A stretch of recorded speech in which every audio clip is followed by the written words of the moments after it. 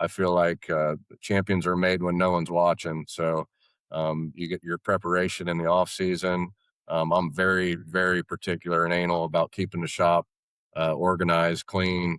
Um, yeah, it's just it's all part of it. I think I don't know who it was, Joe Paterno or maybe Bobby Knight said, the will to win is necessary, but the will to prepare is vital. And I remember that to this day, and I try to apply that, with how we run this race team here. Green flag in the air.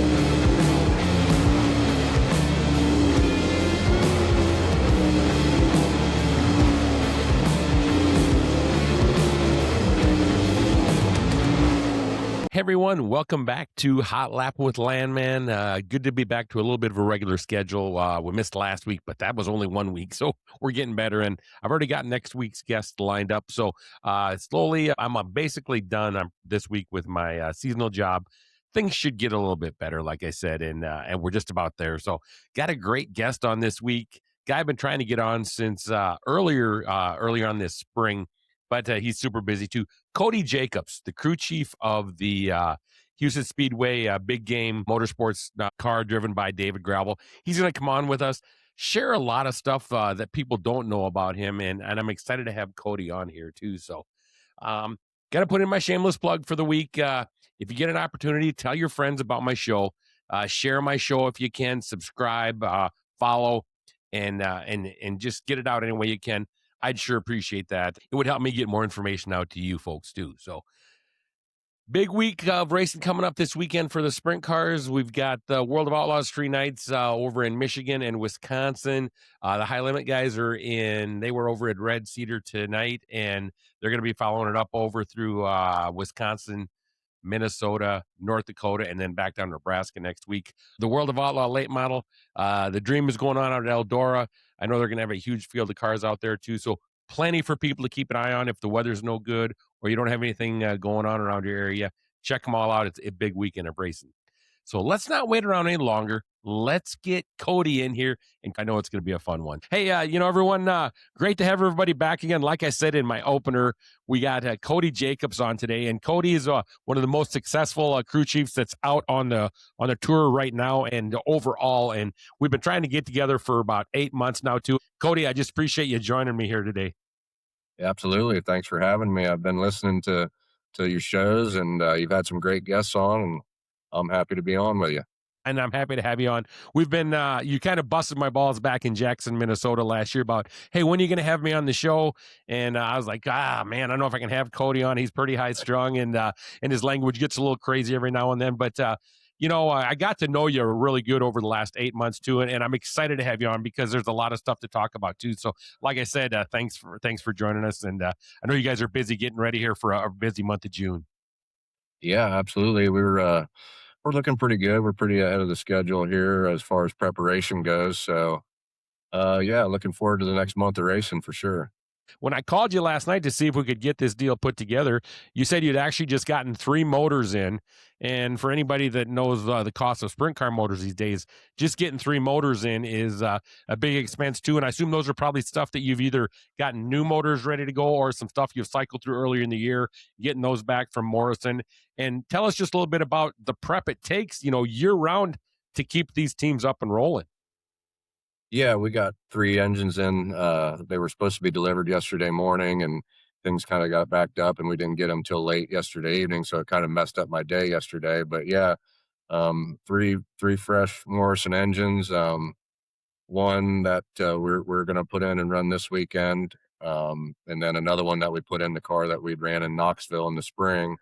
Uh, a couple of our best engines that we've had a lot of success with. So this go around in June, we wanted to put in one of the bullets that potentially that we're going to run for the nationals and shake it down. So 3 fresh Morrisons. We got a couple that don't have many nights on them in the trailer. So we're looking good for the next few months. Hopefully no issues, and we'll be able to have some good success here. Since we're talking about the Morrison engines, a lot of people, I'm lucky enough to be really tight with a lot of the guys out on the tour, and a lot of people that pay attention to everything. The Morrison Motors, your guys' qualifying program right now is probably second to none. And I know it takes a great crew chief, a great team, a great handling car, a great driver, but it is also really important at the early part of the night to have a motor that hits. And tell us just a little bit about how you've worked with Morrison and gotten the motors to where they are today, because I know that's something that you take a lot of pride in. Yeah, I mean, I've been with Big Game for 7 years now and had worked with Brian off and on, years before that, and we've developed a great relationship, and, I've learned so much from him over the years. We've worked hard together, using me and David's feedback and giving him, kind of what we're seeing out while we're racing, and we've just grown together to get to where we're at, and I think a lot of the qualifying successes due in part that Brian builds such a amazing engine, lot of power, but also when it comes time to race time, they're also very drivable too. So, we feel like we've over a period of time, developed something that allows us to be successful out here. And I just wanted to comment too, so everybody's listening. If we have a little echo issue, I think we're going to be able to clear that up once I edit this. Once we get done with the show, but Cody said he could go into the office or somewhere else too, and I said, hey, we're going to deal with the echo because I love the background and it just shows your guys's how important it is for you guys to be organized in your attention to detail just by looking at the background of your guys' shop and how spotless that is. I've been lucky enough to be there a couple times, and this isn't just a one-off here. This is what your guys' stuff like looks like 24/7. And Cody, how important it is for you to have a team that understands, hey, listen, we've got to always be organized and be ready for anything. Yeah, well, I think when you're racing for a championship, it's absolutely vital. I feel like champions are made when no one's watching. So you get your preparation in the off season. I'm very very particular and anal about keeping the shop organized, clean. Um, yeah, it's just it's all part of it. I think I don't know who it was, Joe Paterno or maybe Bobby Knight said, the will to win is necessary, but the will to prepare is vital. And I remember that to this day, and I try to apply that, with how we run this race team here. So preparation, I feel like is a big key to success. That's for sure. Well, you guys look like you're definitely prepared there too. One thing I want to jump back on the motors is you said you've got one that you want to try at Knoxville. Obviously, the later on in the year we can get when the person gets to Knoxville, not counting the Knoxville Nationals, is the more accurate rating a guy can get. But when it comes to motors, do you guys have different motors for different size tracks? Like you're going to take Knoxville, Eldora, the big half miles compared to Huset's or maybe some smaller tracks like Grand Forks and things like that. Different combinations of motors, or do you have a motor you think you can just plug and play anywhere you go? Yeah, I mean that's the one unique thing about what we've developed here with this team and Brian Morrison is that there's no such thing as a big track, small track motor. I mean, I know last year we could go to Eldora and fast time and win, and then turn around and go to Weedsport and win in that scenario too, where it's super slick. So we have some engines that we prefer more so on the bigger track stuff, but at the end of the day, I mean, there's not an engine in the cabinet or in the arsenal that I'm not confident in that we can go win races with. So, Cody, you're 37 years old, if my math is mathin' right, from some things I looked up, and you can tell me if I'm wrong 38. there. 38. All right. Well, thanks for the update. My math wasn't mathin', obviously. Yeah. But, one of the things I always like to do with my guests is get a little background on the history of how you got the itch, to be a race guy, maybe a race car driver initially or something like that. And it's a lot of the people I talk to, it's fairly obvious the answer is the Jacobs name. But share with us your story about what actually drew your interest and what initially got you involved in the motorsports game. Yeah, I mean, I guess the easy short answer would be, yeah, family. I mean, it's my dad did it for a living, my uncle Kenny did it for a living, and my grandfather, my grandpa Jacobs, pretty much sacrificed everything for them to be able to get their start and get going. So it's definitely in the blood.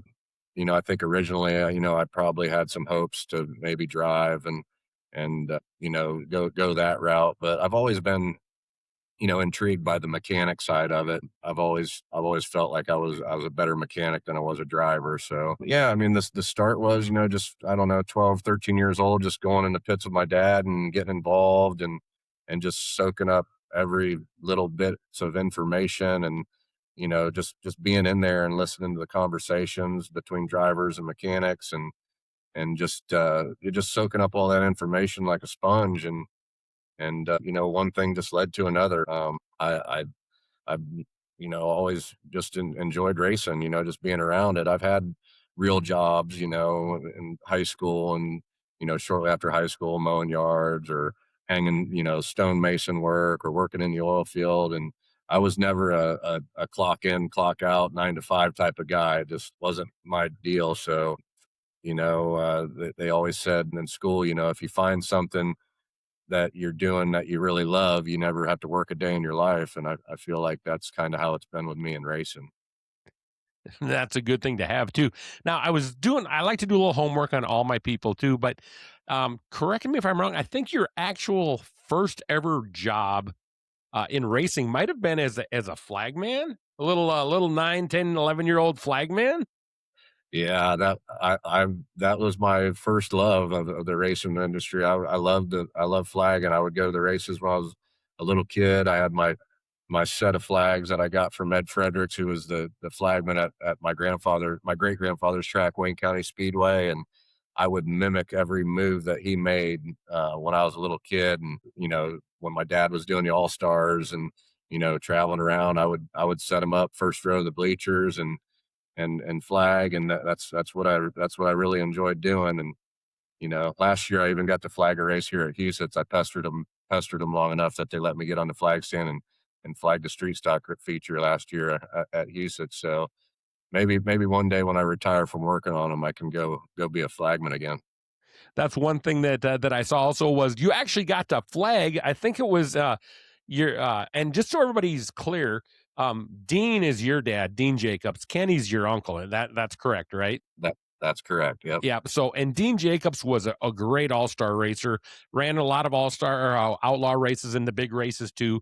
I remember him in the Frigidaire car and some other things too. So great racer. But um, I think you got to flag a dash in Tulsa, Oklahoma as a real young kid. Tell us about that. Yeah, I did. I got to flag races at several tracks. I flagged a race at Volusia when it was the old track. It's not there anymore, but it was the 3/8 mile track.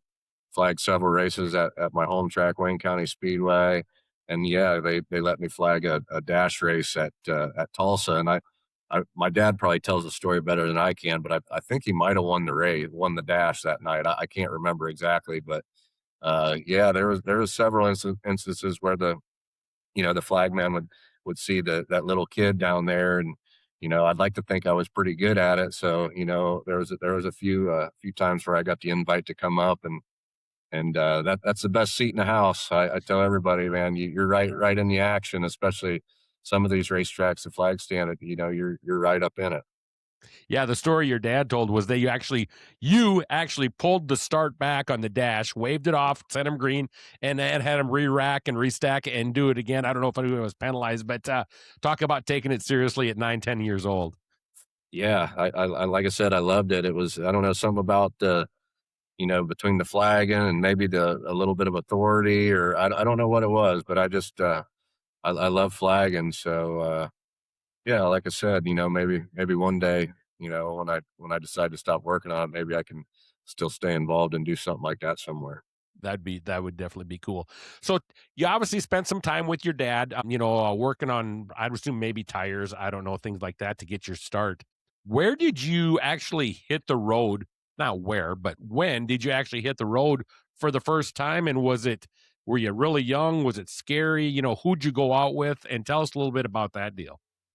Yeah, I mean, like I said, I first got going with my dad. I don't know, 12 or 13 years old, going into pits, mountain tires, grooving tires, siping tires, setting bleeders, stuff like that. And then I want to say it was like right around 2006, just maybe. was probably graduating high school. My first ever job on the road was with Brian Paulus.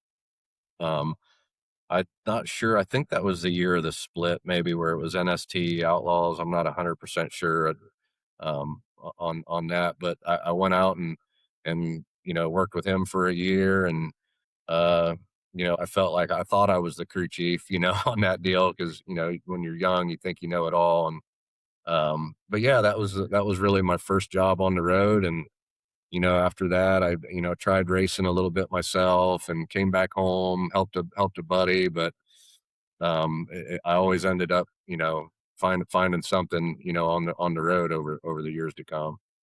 Was racing something that you had a real passion for as the driver?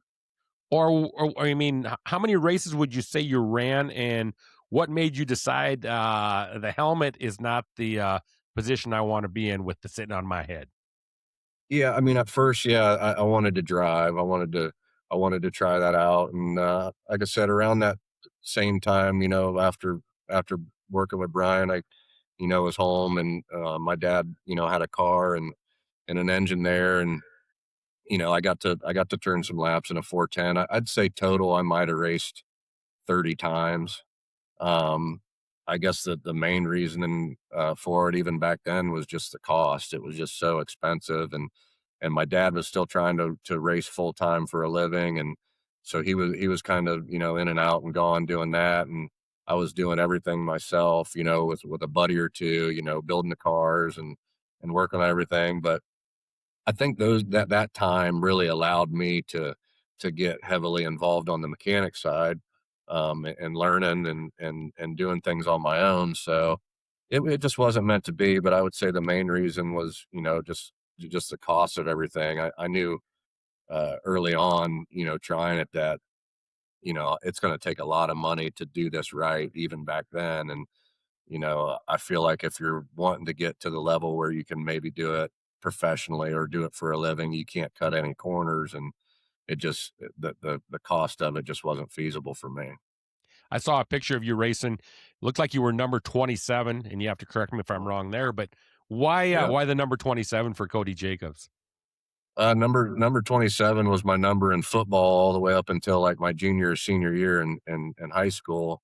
And actually, Ed Hodenshield was number 27 too. And a lot of people don't know, but Jack's brother Ed was a tremendous racer and mechanic. So more so, it was my football number growing up, and then also Ed Hodenshield was number 27. So I always thought that was a cool number.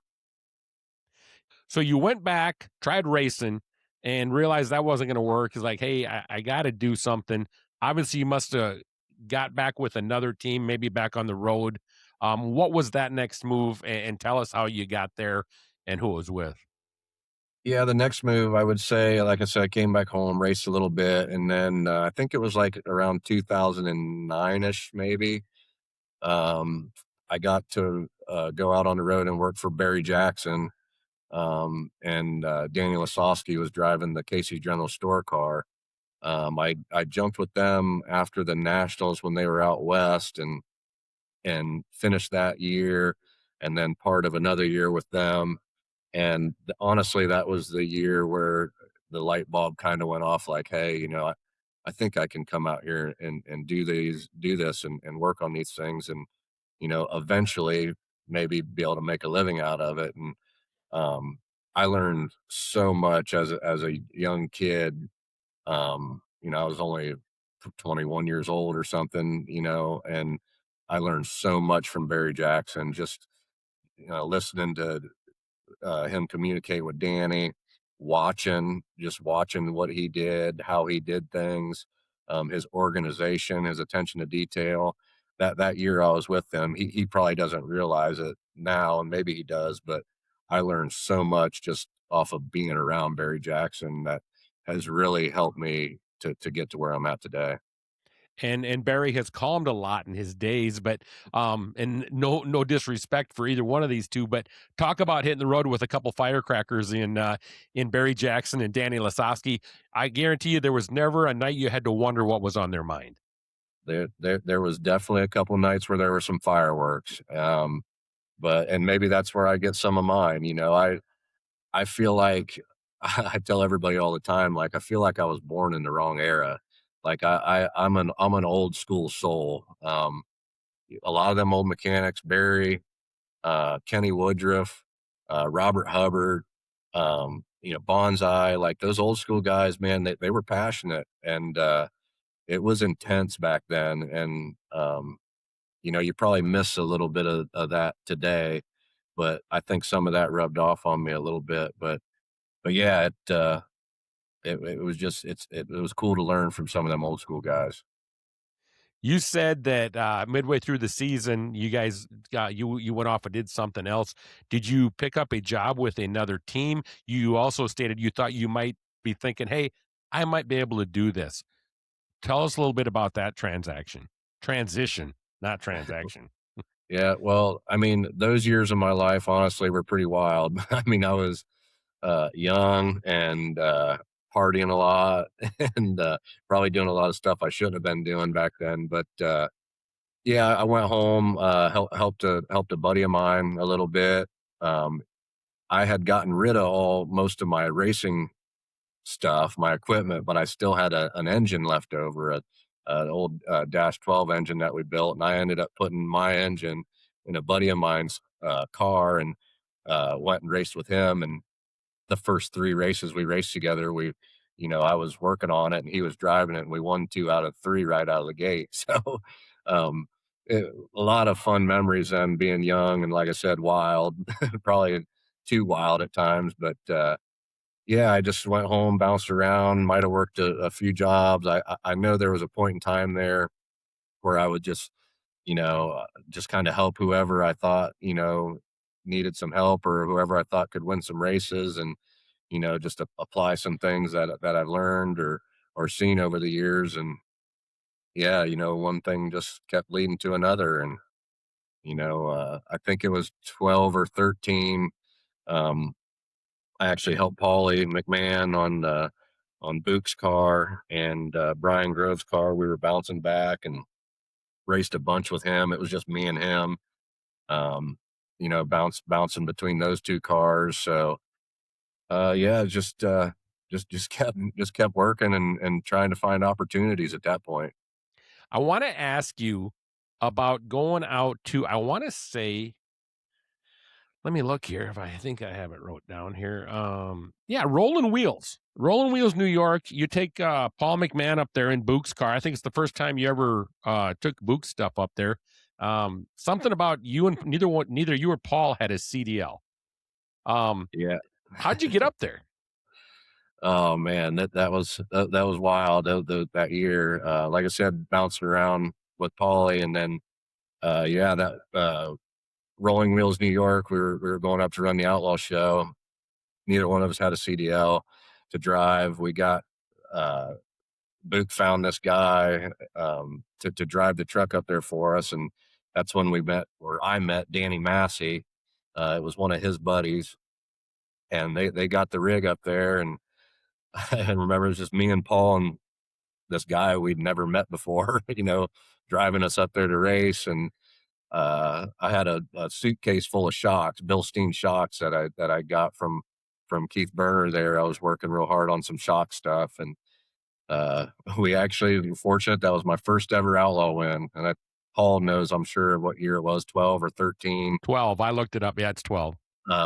So yeah, 2012 was my first ever Outlaw win with Paul McMahon, and I know that's a memory I'll never forget. We went up there. I think I still have the notes in my notebook from that night, but I'm pretty sure we set fast time and won the dash and started on the pole and won the feature. And it was cool, and then afterwards, me and Paul still joke about it to this day, but I'm drinking beer and carrying on after the feature. I'm pumped. I think I'm Carl Kinzer.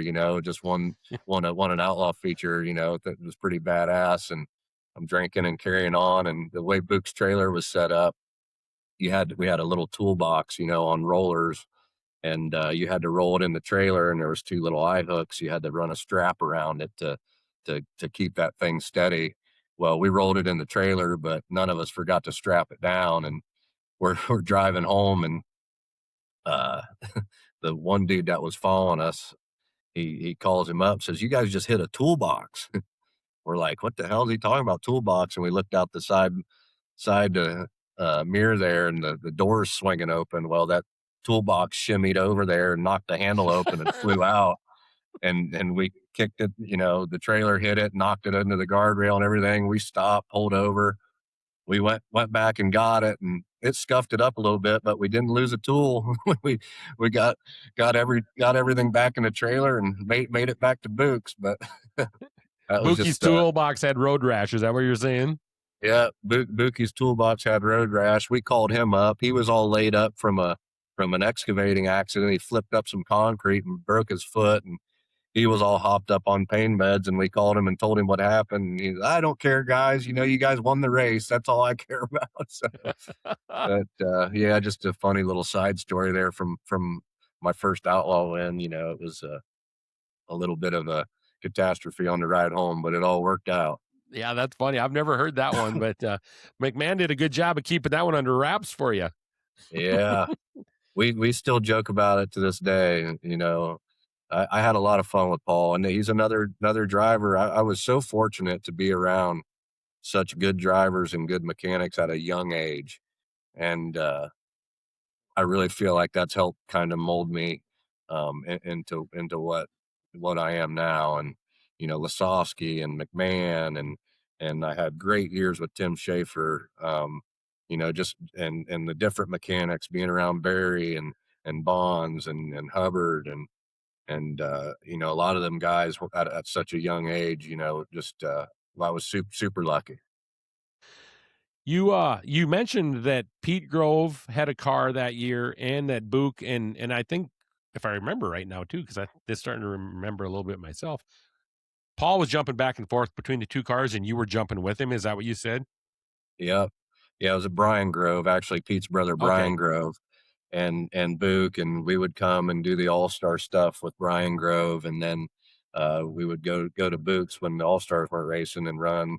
I know that year we did, Ohio and PA Speed Week, and I don't know, it was like 17 races and 20 nights or something, and I was freaking cooked after that couple weeks. And but yeah, just a lot of racing, and I was young and ambitious. It didn't matter. Like, I would work all night and all day long to try and do it. And uh yeah, it was bouncing back and forth, and we had some success in Book's car. Brian Grove's car, I think we might have won a race or two, but we struggled a little bit at times with that. But I mean, Book's car has always been fast, and we were able to win that race at Rolling Wheels, and we put together some good runs in it, and man, made some memories that'll last a lifetime for sure.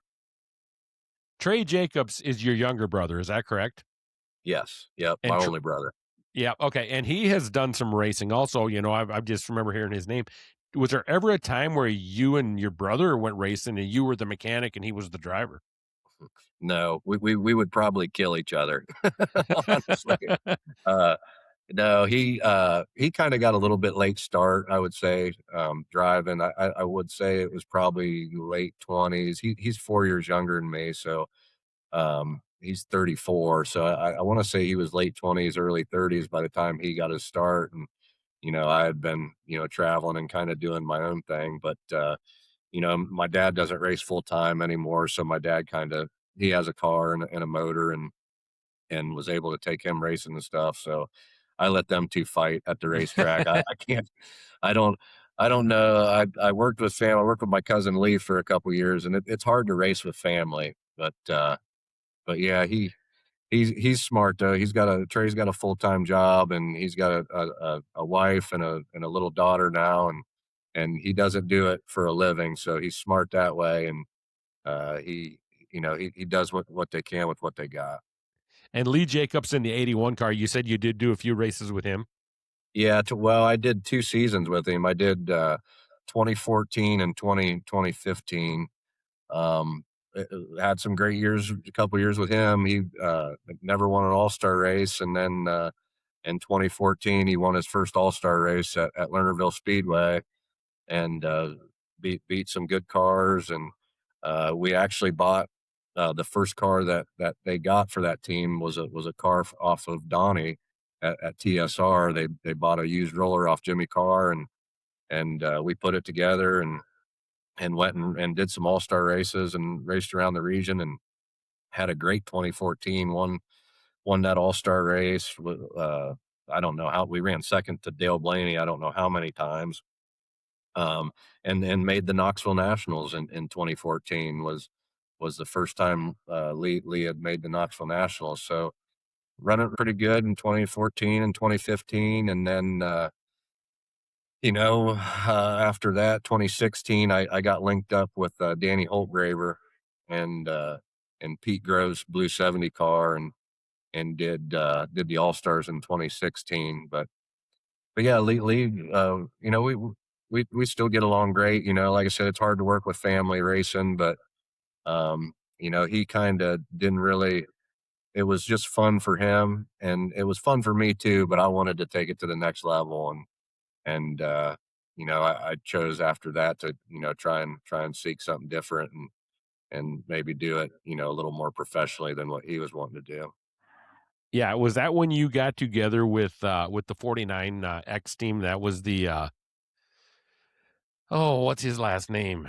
Rudzik, Rutzik. Jeff Jeff Rudzik, yeah, the Yeah. Rudzik Excavating 49X. So yeah, I did 2016 at All Star with Holt Graver, and he got hurt at Port Royal, I believe, and hurt his back. And yeah, we were Pete Grove's deal was kind of shaky at the time, and I always wanted to race with Schaeffer. I got to race with him a little bit at the end of the '83 deal, and then did some other stuff, and then finally I had an opportunity to get linked back up with him and race with him, and it was the end of 2016. We went and did short track nationals, won a prelim night, and ran second to Sammy at short track, and then 2017 we were able to get some good engines and put together a pretty good regional deal. And man, we had a lot of success for the amount of equipment and just me and him a lot of times, and maybe a guy or two there to help. We were able to string together a few good years in that car. I remember you guys were even out in South Dakota. That might have been the last year he was in it, 18 or 19. I'm not sure. But heck, you guys I remember you guys were parked right beside Donnie and the guys up in a little town called Aberdeen, South Dakota at Brown County Speedway. I think you guys had a tough night there. But so you guys definitely got around a little bit too and did some racing. Yeah, they like I said, we got some good engines, and Timmy was still doing it for full time for a living, and they allowed us to pretty much choose our own schedule. We did a true outlaw schedule. We went at the beginning of the year we started in Volusia, and then we'd chase the Outlaws out through Texas and went to Vegas and up through California in the spring, and then after the California swing we would kind of head back east and pick up with the All Stars and kind of race in the region. And it was so much fun. Like I said, we did a true outlaw schedule. If the weather looked shitty one place, we'd go the opposite and run with the Outlaws. If the outlaw weather didn't look very good, we'd go run a race at Attica or go hit up All Stars. We just we ran, I don't know, 65 to 75 races those years, and just all over, and we won a little bit of everything. We won outlaw races, we won all-star races, we won the 100,000 to win race at Mansfield. We won an outlaw race at Williams Grove, Eldora. We won the Pete Jacobs Memorial Race, the All-Star Show at my grandfather's memorial race at Wayne County Speedway. Just tremendous years with Schaefer, and that's another guy I learned so much off of there. You know, just a lot about racing, a lot about life, and everything in between, and just was super thankful for those years that I got to spend with Schaefer. And I would say Tim is probably one of the happiest, most go-lucky guys out there. Doesn't seem like a lot bothers him. He just knows how to enjoy life. Yeah, he did. I mean, it was crazy. Like the bad nights, I'd be all pissed off and dejected and acting like a dick probably. And and he would just be like, chill out, whatever, and he'd drink a beer and drink a few beers, and, it wouldn't bother him, and yeah, just a super fun guy to be around. He very rarely would get excited, and just a phenomenal racer. I mean, he I mean, he partied hard and he raced harder, and uh, the guy, he was just awesome to be around, and fun to race with. 2019, I'm not sure if it was the end of the year. It seemed like it was a little bit quite right before the end of the year that the 49X team, you guys kind of split up, I guess that'd be a way of putting it. And did that put you in a bad spot, or did you have something lined up? And tell me if my facts were right on that. When that team decided to kind of, I think, shut down or whatever they were going to do for a while. Yeah, it was a weird deal. Like after nationals, I mean, we had a good nationals. We made the show, and expectations were always real high when you get in the race at Knoxville. You want to run good at that race, and we had a couple. I don't know. We made the nationals, I think, about every year, and maybe finished inside the top 10 maybe once. And in 2019, we just really laid an egg in the feature, and just didn't have a good showing on the final night at nationals, and everybody was pretty well dejected, and it just was a breakup. After that, more or less.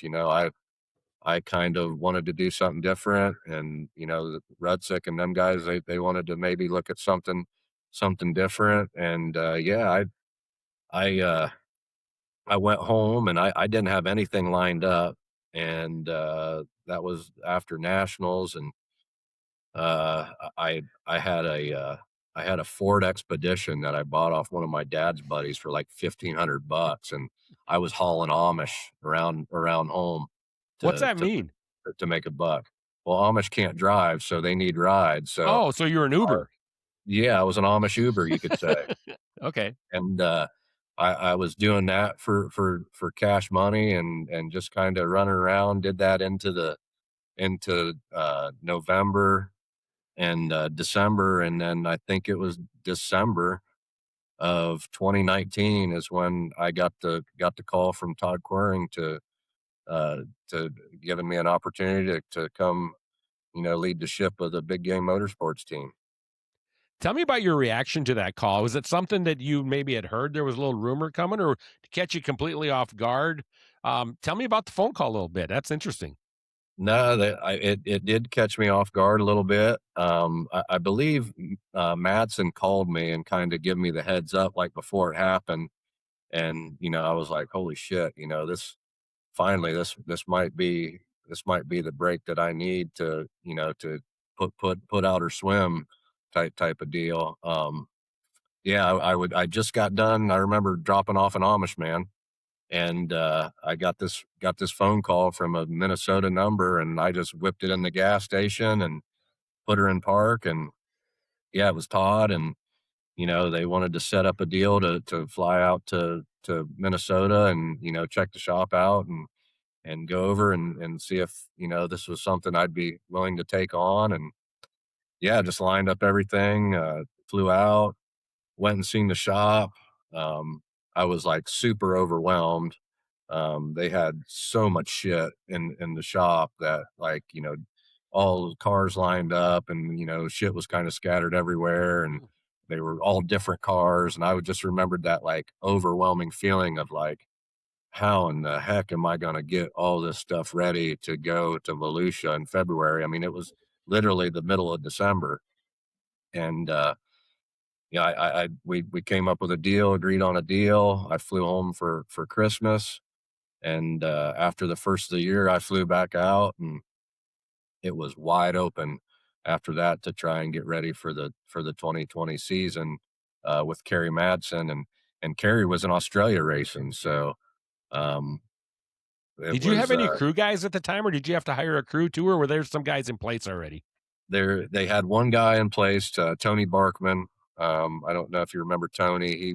He had been with Big Game for a couple years there, and he was there. So it was just me and him, and then I hired another guy to do the deal with me, to come out. So yeah, it was just a building block deal. And we managed to get, I think, 1 or 2 new cars that I thought were, standard cars. All the stuff that was there was, like I said, everything was different. There was probably 5 cars sitting there, and every one of them was different, and I just couldn't wrap my head around it all at the time. So I got a couple cars, I think, in from Maxim, that I felt were more in my wheelhouse, and we jammed them together and went to Volusia. And I don't know, I can't remember the total results. I know one night we came from the B main and charged up through there and maybe got in the top 10, but subpar results. Uh, but just trying to get everything together, I remember, was just a chore.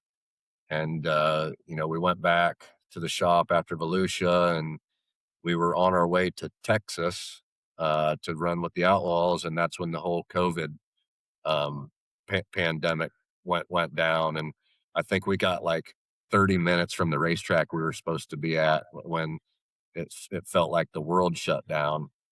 And we turned around and like we drove to Texas, turned around, and drove right back to Minnesota. And I think at that point, nobody knew what to think, or what the heck was going on. And really, for me, it was like a blessing in disguise in one way, because I needed a timeout. Like I needed to get my bearings around like what really I was getting myself into, and because we were not near organized to really, tackle any type of schedule at that point. Just getting into that deal. So the COVID thing happened. We kind of took a break, went home, but it allowed me to kind of reset somewhat and get things going then after that. So I assume you stayed at the shop then instead of going back to Ohio home and tried to organize things the way, like, looking at the background now of what you guys have built since you've been there, and not just you, but the entire Todd Queering, Taylor Queering, your whole team got a chance to get things the way you like to see them. Yeah, I did. I stayed back for, I think, a couple weeks when we got back. But like I said, like everybody was kind of, didn't know what was going on with the COVID thing. So you look back on it now and like what a mind-boggling ordeal that whole period of time was. But I did go home before things got real crazy lockdown wise for I can't even remember how long.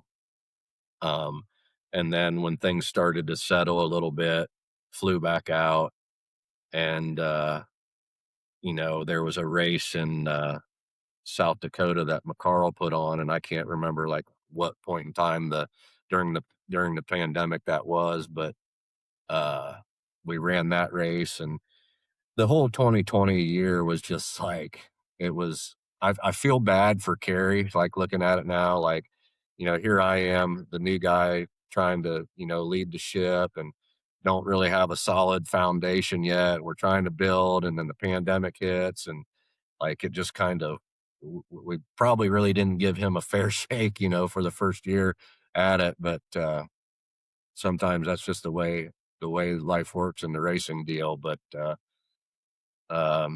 did what we could in 2020. The one highlight of 2020 for Kerry and I was we did win the 360 Knoxville Nationals. So I got to check that off the bucket list, and actually the check's right up here somewhere. But that was the one highlight, the only highlight really of our 2020 season, is we were fortunate enough to win the 360 Knoxville Nationals, and um, had a lot of seconds in the 410 stuff, but couldn't get a win. And then at the end of the 2020 season, David became available, and you know Todd, and we had long discussions, of like what direction we wanted to go with our team, and what kind of vision he had, and who we thought as a driver could come in and get the job done. And I think it's pretty well a no-brainer that David Gravel was the guy to get, and here we are today. Was David coming off the JJR ride that year, the Jason Johnson deal? Yeah, yeah, he was. I know he was trying to dabble in some pavement stuff, and I don't really know the full extent of the JJR situation, but when me and Todd talked, me and David started talking, which I've known David since clear back in 2010 or whatever when he had the '89 G car, and him and Swank were working out a hod shop. And so I mean I've known David for a long time, and you know got along with him well. So it's not like we were meeting for the first time or didn't know each other. But yeah, he was coming off the JJR deal, and got linked up there to put him in a car and put together a deal for the 21 World of Outlaw season. The success pretty much speaks for itself, and it's not like it was just instantaneous, but it goes back to, I kind of think what I mentioned earlier is you got to have a lot of good things in place to be consistent and to do that. But David has always been such a good qualifier, and I don't care. He was in Bill Rose's car. He was in the 41 car. He was in his own car. He could always qualify. It's almost like he can see the air sometimes, or feel the momentum, how to just to keep the car rolling. David has always just done a very good job of that. And as a crew chief, knowing that you're probably going to get the most potential you can out of the qualifying every night, it's got to be kind of just like having a free ace in your back pocket. Yeah, I mean, tremendous qualifier without a doubt. I mean, it's something about these quarter midget drivers, these quarter midget backgrounds, I feel like, that allow them to know how to make speed, keep the car straight, and just let the engine and the car do the work. And yeah, just yeah, his track record speaks for itself. I mean, he's won in everything he's got in damn near. And he's been around with some good mechanics prior to me, and had success with all of them. So yeah, just phenomenal qualifier, phenomenal racer. I think he grew into knowing how to be a championship driver, how to take care of the equipment, take care of his body as far as not crashing. Um, it all the tools necessary to compete for World of Outlaw championships. He learned, and he now has. As a crew chief, when you came into that role, obviously 2020 was probably just kind of a write off for everybody. Not saying that in a bad or negative way, but a lot of different things went against not just you guys, but the whole racing world that year. So you get 2021, you get David Gravel in there. You probably get a couple more cars the way you want them. Now is it starting to feel more like your team? And when I say that, I don't mean as you own the team. We obviously know Todd and Taylor. That's their team if you want to be technical about it. But you're getting to start to call the shots and oversee things in the shop. Is it starting to feel more normal? Yeah, 100%. I mean, we really buckled down when we hired David. Like I said, I got the cars in that I felt like I I wanted, that we could at least start our baseline with. And yeah, just it was just that first step of the building block. I always feel like it takes 3 to 5 years before you can actually have real success. Um, so yeah, that off season, we buckled down. We got an arsenal. I felt like we were, fairly prepared for what we were getting into. Surely we were prepared enough that we could go out and win some races, and at least show them that we were there. And I would say that 21 season, we probably exceeded. I feel like we exceeded my expectations, even setting the bar pretty high. We were able to run second in the points, and I don't know how many wins, but I think we were in double digit wins. I'm not sure exactly on the stats. I'd have to go back and look, but 14.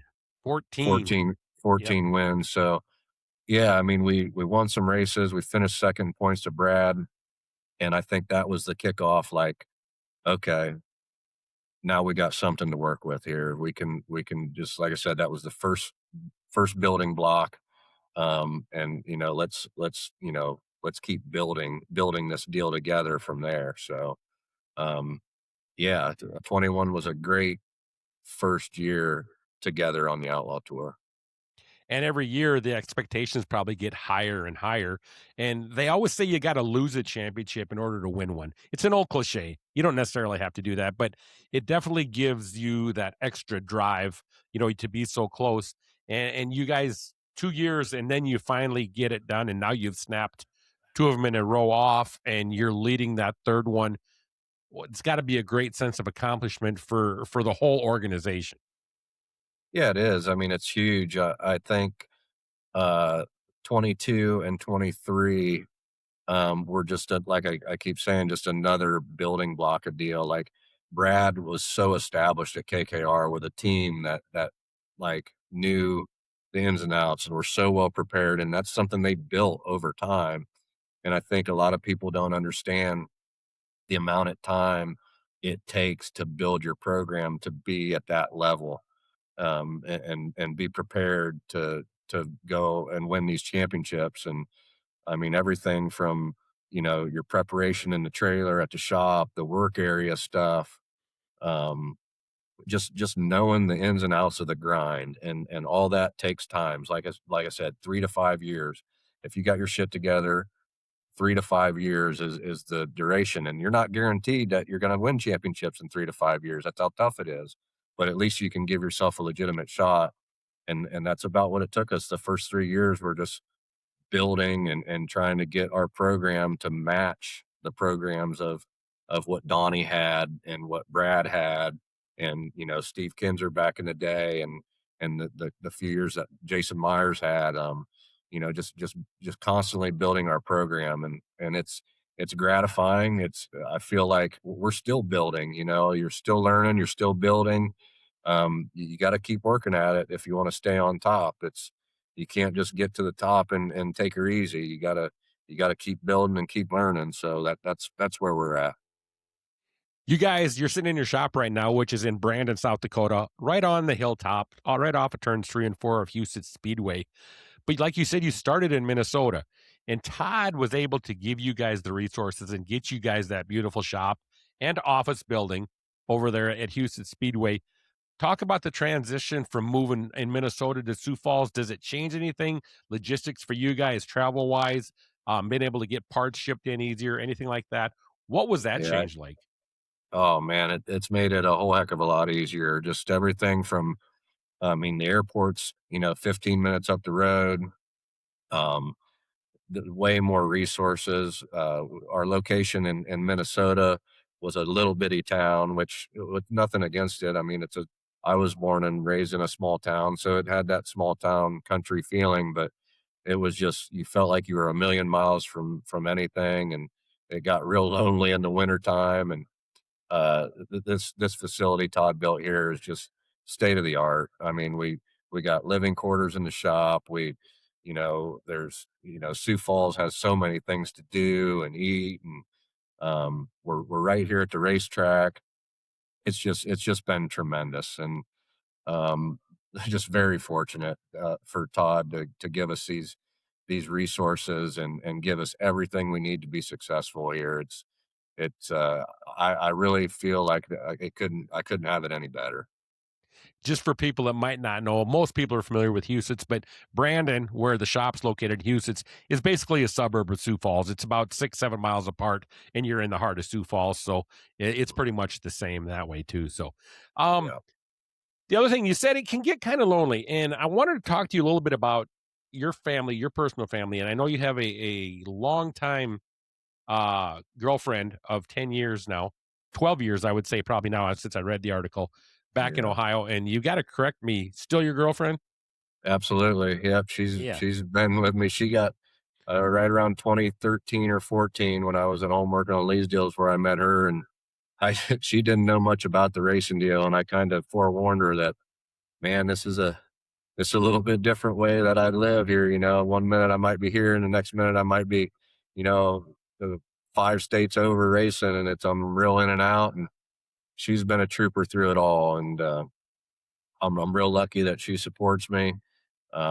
It's had its tough times, but we've managed to get through it. And I feel like, now, like I said, I can get to the airport quick, and take a long weekend, or get home in the off season when I can. And now that I'm pretty established here with our race team and program, it allows me to get away. But yeah, she's been awesome, super supportive, and love her to death. And just real thankful to have a good good support system with her and my mom and dad and everybody.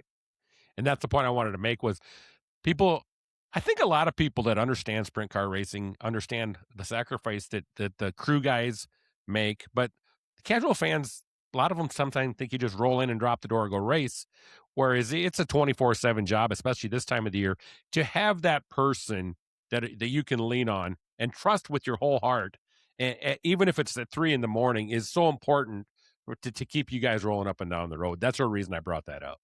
Yeah, absolutely. I mean, she's very understanding. Like I said, at first, there were some rocky times where it was hard to understand and comprehend. And yeah, I mean, today, like, yeah, it's nice to be able to make that phone call when you have a shitty night and you can vent to her and still know that there is more to life than racing.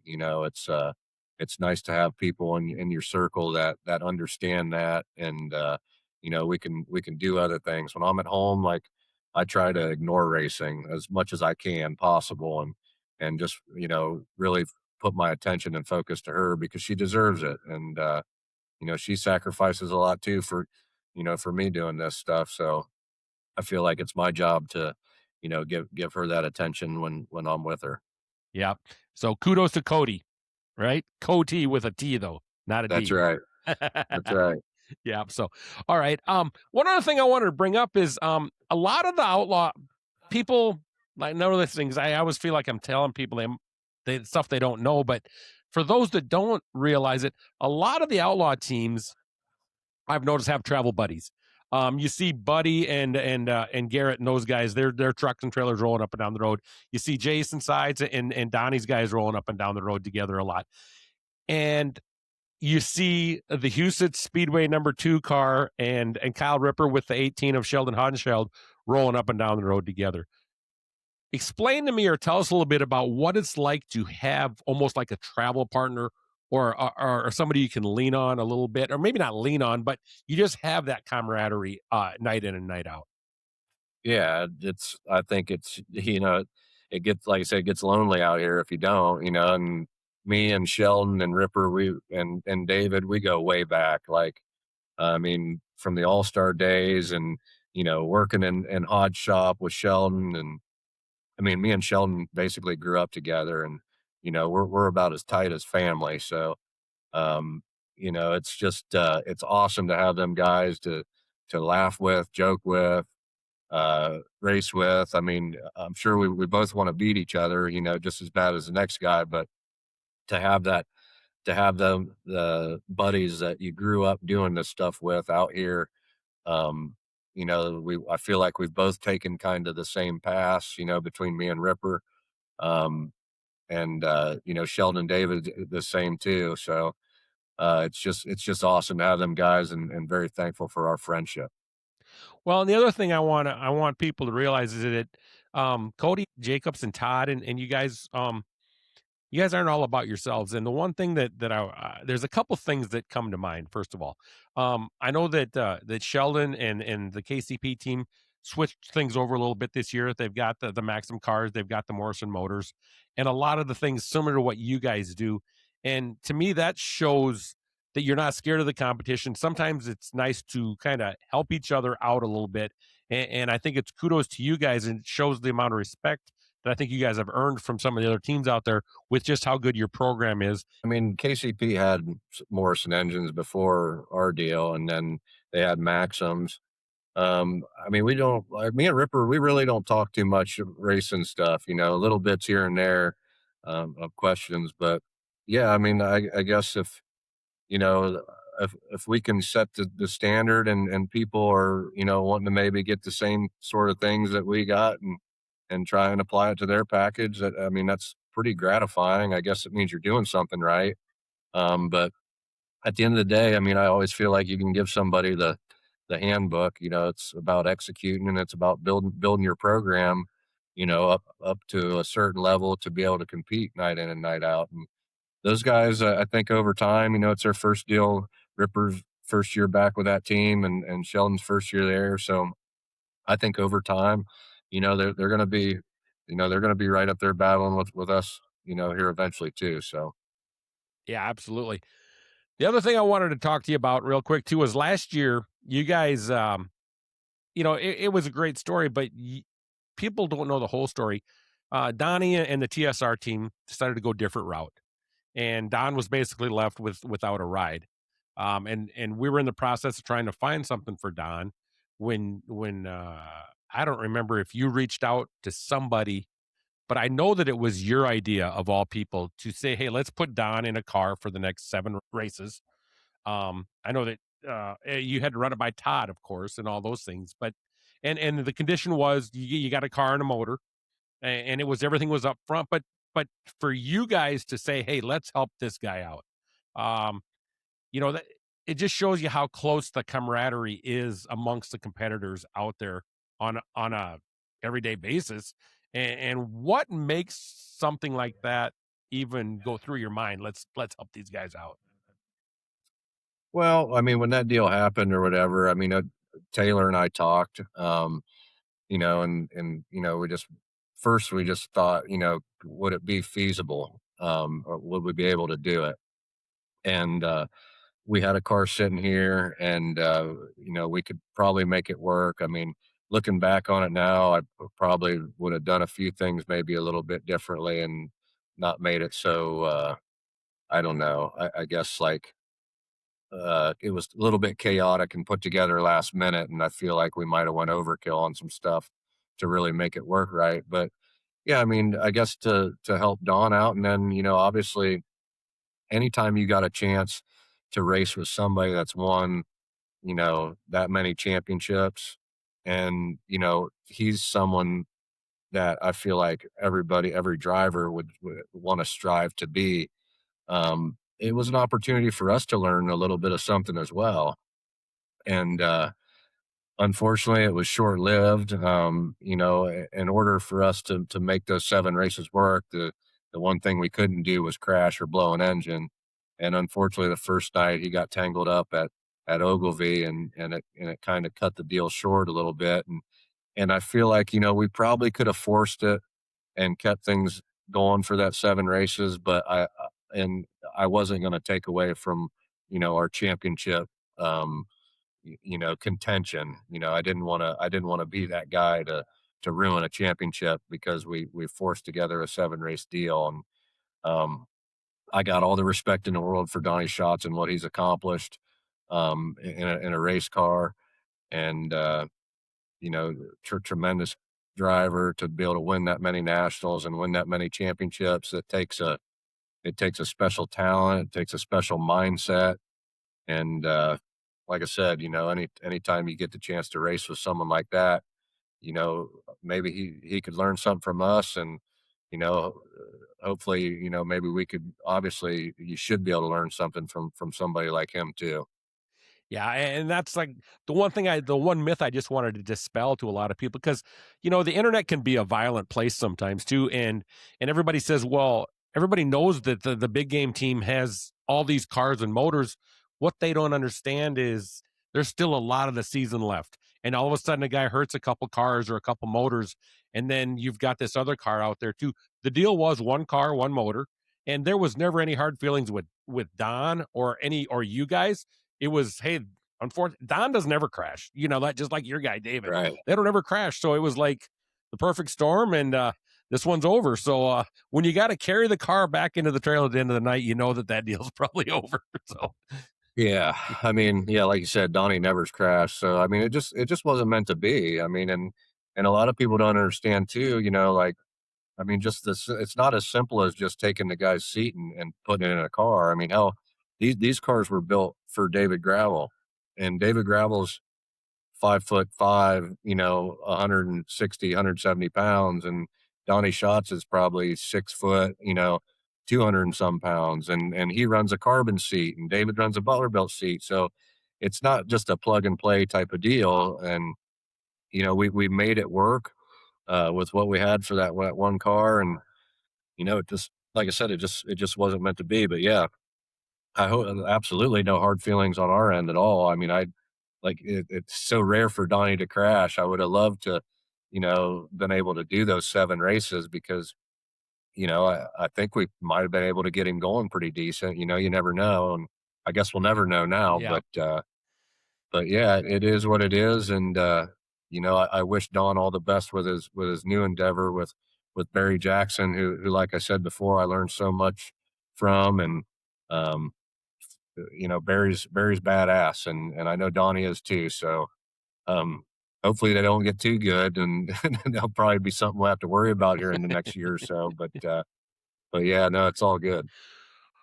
Well, that's an hour already, Cody. I mean, and I can't believe it. I just looked up. I'm like, holy smokes. But Cody, I know you guys, like I said, you got a lot of racing coming up. You got 3 nights scheduled this weekend if Mother Nature plays nice.